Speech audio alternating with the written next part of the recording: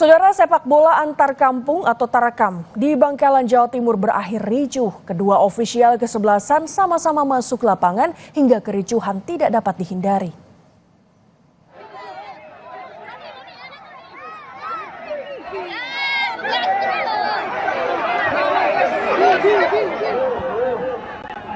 Kericuhan pertandingan Tarkam antara kesebelasan PSMJ dengan Areba di lapangan Pasar Karanganyar, Modung, Bangkalan. Kericuhan terjadi karena salah satu pemain melakukan pelanggaran.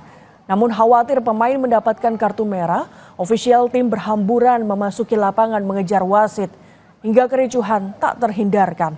Sejumlah tokoh masyarakat dan beberapa aparat keamanan berusaha melerai kedua tim. Setelah berlangsung cukup lama, kericuhan akhirnya bisa diredam.